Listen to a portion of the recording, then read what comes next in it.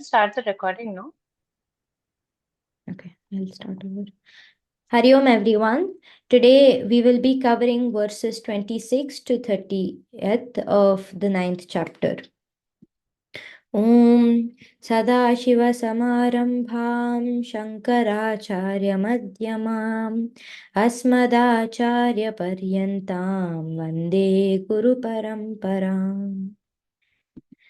गुरुर्ब्रह्मा गुरुर्विष्णु गुरुर्देवो महेश्वरः गुरुः साक्षात् परब्रह्म तस्मै श्री गुरवे नमः. My sincere pranams and salutations to Sachin sir for giving me this opportunity to moderate the session, to all the teachers and everyone who has imparted knowledge to us. We'll have a quick recap of the previous class's verses. So in the 20th verse, Krishna says, those sages who do intense yagnas and austerities, they are mostly Sakama Bhaktas. What are Sakama Bhaktas? Those people who worship just for the sake of sense pleasures and they are waiting for the result. They don't think of anything else, they just want the result. The 21st verse says, the 21st verse says, having enjoyed the vast heavenly world, they come back to the world of mortals when their punya is exhausted. Thus, the seekers of sense pleasures who have taken to the ritual of the Vedas attain only the lot of arrival and departure. These are similar verses. Krishna says that these bhaktas, they do not attain moksha, but they are stuck in the cycle of birth and death.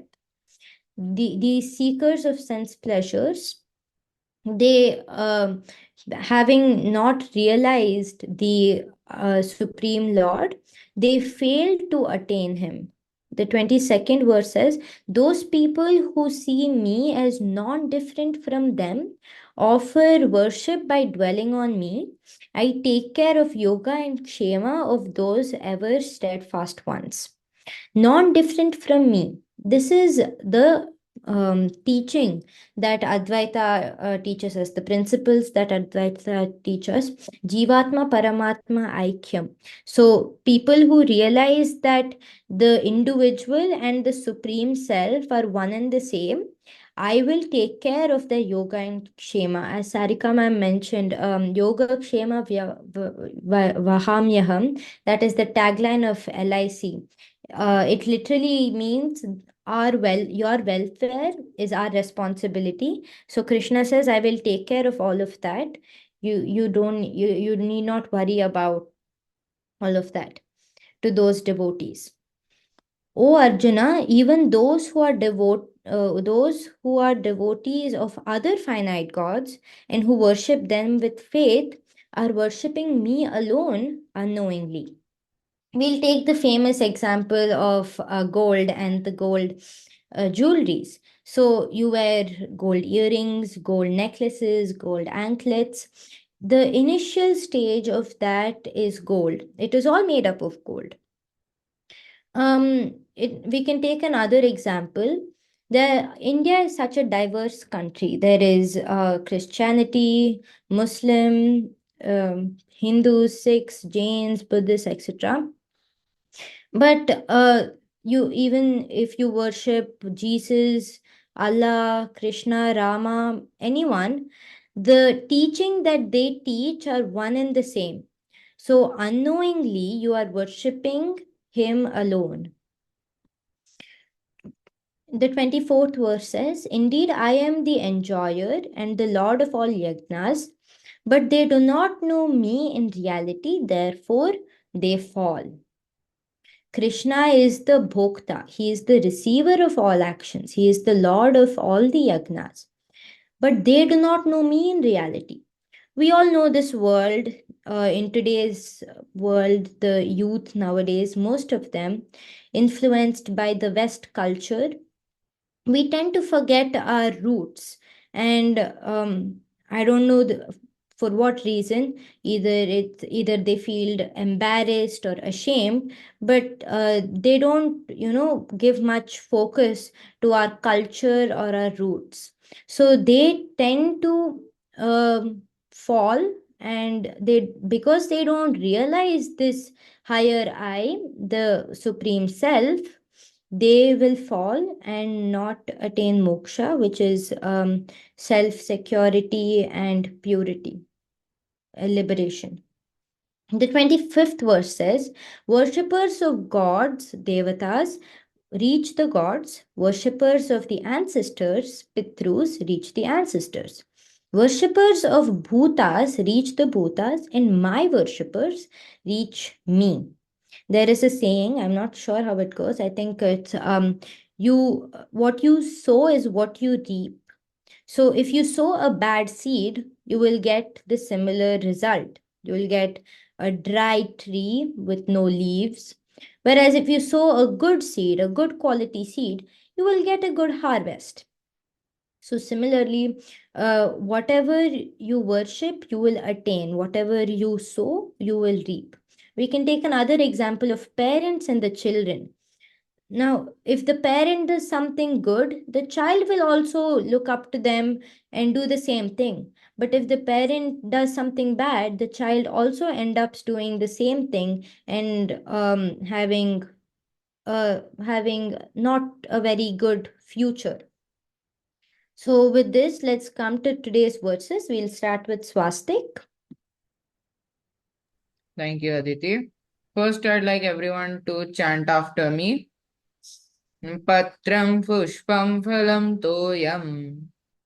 Patram pushpam phalam toyam Yo me bhaktya prayachati.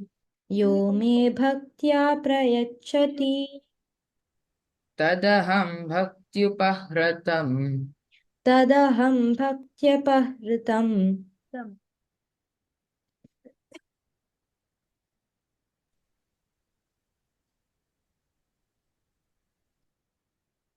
Please continue. Ashnami prayatatmanaha. Ashnami prayatatmanah. Thank you, everyone. So, the literal meaning of this verse goes that if one offers to me with devotion a leaf, a flower, a fruit, or even water, I delightfully partake of that item offered with love by my devotee in pure consciousness. Now, this verse explains to us that be it a fruit, a flower, a leaf, or even water, if any of this is offered by us in yajna to Krishna with absolute devotion, he will gladly accept it. This verse can be explained with an age old story that I have heard. So, once in a village, there was an old woman. She used to believe in Rama very fervently. And one day, while she was out at the time, Lord Rama arrived in her village and he chose to come back and he chose to meet up with her and ask if he could come to her house.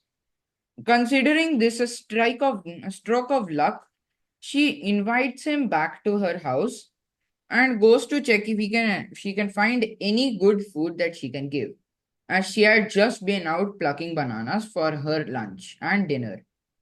But as she had checked, there was nothing remaining in her house except for the bananas.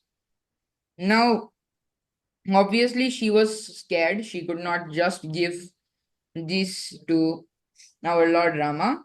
But Lord Rama stated that I do not wish to take away your only source of food. So you can eat your food, and I will simply take the peels of the banana and I will take it as your yagna, not danam, your yagna's danam. So she decides to accept his request and ate all the bananas while giving him the peeled skin. And so accepting this, Rama had blessed her with eternal life. Yet we are not sure if she is dead or alive. But this is as far as the story goes. So this can also prove that if you give anything to the Lord with complete devotion, then he will gladly accept it. And I will give another example. Once, when Krishna was young and he was sitting around at home with nothing to eat, he looks up at his foster father, Gopal, who had just received some mangoes from the mango seller while giving some grains to her, while giving grains to the mango seller. And so, thinking of this as a good idea to get some mangoes for eating, he took his small hands and took a handful of grains. And so, he ran after the woman and requested her to take his grains and give him the mangoes. Now, seeing as he was very small and was willing to give her some grains, she chose to accept it and gave him the basket full of mangoes.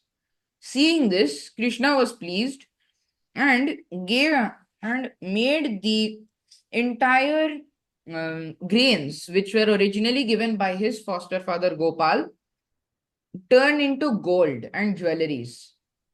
So, seeing this, she was ecstatic, thanked, thanked Krishna, and then ran off towards her home, realizing that she wouldn't have to work a single day in her life any longer to take care of her house. This also proves that you give anything to Krishna with devotion and love, and he will gladly accept it. Thank you, everyone. This was my verse. Hari Om. Thank you so much, Vastik, for that great explanation and the examples. So, there is no point in making, 5 lakh, 10 lakh rupees donation to big, big temples without devotion. There is no point. Even if you offer something very small to God, He will gladly accept it, but with a lot of devotion and sincerity. Thank you.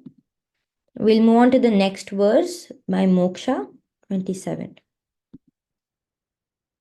Moksha, are you there? Hari Om.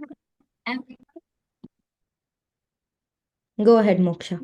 Yatroshi yadshasi Yes, Yat yat karoshi yoshi yat shriyasi yadarasmasi.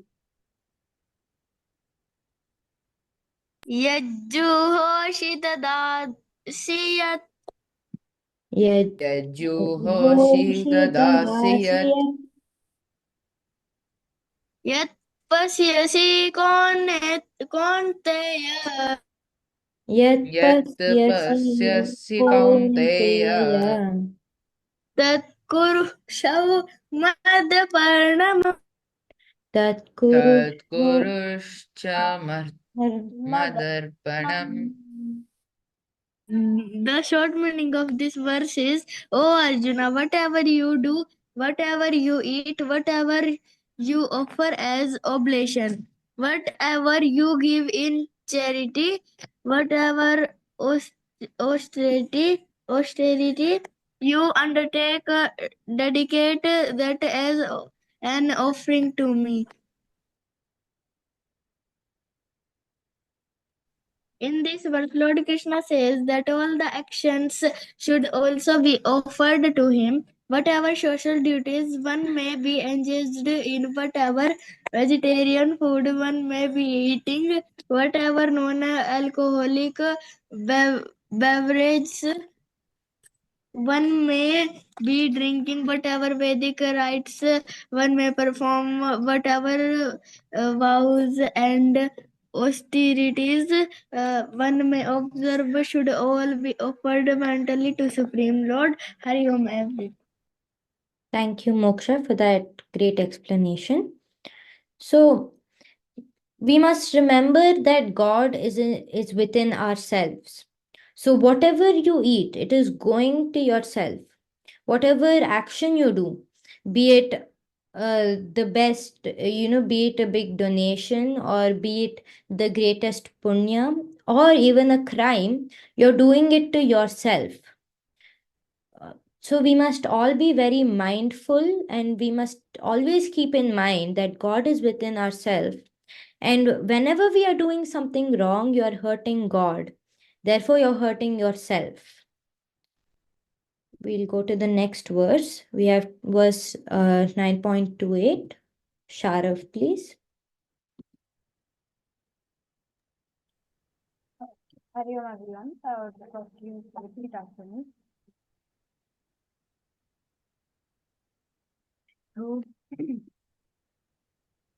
शुभाशुभफलैरेवम् शुभाशुभफलैरेवम् मोक्ष्यसे कर्मबन्धनैः मोक्ष्यसे कर्मबन्धनैः संन्यासयोगयुक्तात्मा संन्यासयोगयुक्तात्मा विमुक्तो विमुक्तो मामुपैष्यसि विमुक्तो विमुक्तो मामुपैष्यसि. The literal meaning of this verse is, by dedicating all your works to me, you will be freed from the bondage of good and bad results. With your mind attached to me through renunciation, you will be liberated and reach me. Next slide, please. So I will give an example. Before that, in this story, I'm going to say, consider us as the humans and the path to moksha as a mouse. Next slide. This verse says that if you dedicate everything to the Lord, as said in the previous verse, you will be free from the results of karma. Be it good or bad, you will be free. And that itself is moksha. To give an example, take the story of the lion and the mouse. At first, the mouse is playing with the lion's tail. This gives an example of the knowledge to moksha, which is renunciation, bhakti, etc., trying to crawl up to us. Next, the lion laughs and spares the mouse when it says that one day the mouse can save the great mighty lion. This represents deluded people ignoring the path to moksha, saying it is useless, and how dedication and renunciation can save them. Because of their ego, they don't pay attention to the way to moksha, thinking it is insignificant. Then, when the lion gets trapped in the hunter's net, which is the samsara binding us all, the mouse saved the tiny little mouse, and the mouse saved that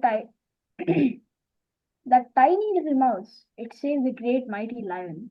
Now, this is where we realize that samsara and the path to moksha saves us. Now, the mouse is a friend to the lion. In the end, we get rid of ego and we dedicate ourselves to moksha, and we have attained the infinite bliss. Hari Om. I hope you understood. Thank you so much, Sharav, for that excellent explanation with a great example. So, Krishna says here that if you dedicate all your actions, all your offering, all your thoughts, all the words to me, you will be freed from the bondage of good and bad results. So, you will, in the 8th chapter, Krishna said that you will attaining moksha after death. But here he is saying that if you are free from this bondage, you will attain moksha, you will attain liberation in this life itself. And this is what we must all aim for.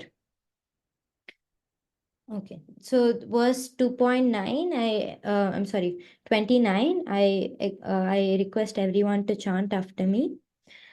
Samoham sarvabhuteshu समोऽहं सर्वभूतेषु न मे द्वेषोऽस्ति न प्रियः न मे द्वेषोऽस्ति न प्रिया ये भजन्ति तु मां भक्त्या ये भजन्ति तु मां भक्त्या मयि ते तेषु चाप्यहम्. मयि ते तेषु चाप्यहम्. Thank you. The literal translation of this verse goes like this: I am the same towards all beings, There is no hate to me, there is no one hateful to me, nor dear to me. However, those who worship me with devotion are in me, and I am also in them. Sarva Bhuteshu Aham Samaha. I am the same with regard to everyone. There is no hate or no love towards anyone. I think I've already given this example, but I thought it's related here too. So, sun falls on the most purest river. It also falls on the dirtiest and stinkiest garbage as well. But the sunlight doesn't fall more on the river and it doesn't fall less on the garbage. It is equal. But why is, and sunlight can be compared here to God. But why is that only few people get liberation and others don't? This is because of the effort, devotion, sincerity, bhakti that they put. Now, let's take another example. You have a test coming up tomorrow. There is one person who is, wasting time, who is on social media for the whole time, and who isn't studying at all. The other one is revising and jotting down all the points and recalling whatever is taught in the classes. So obviously, the one who has studied will get better marks. So this is our will, and we must practice it properly. And similarly, moksha is determined by our will and not by God's decision. If you do good, if you offer to Lord with complete devotion, you will attain moksha. If you don't, well, you'll just be in the cycle, you'll be stuck in the cycle of birth and death. So this is the verse. I hope you all could understand it. So next verse, I think this is Ankita's. This is the last verse of the day.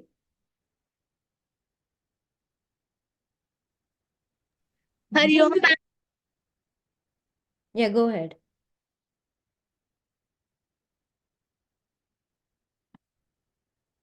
Ankita?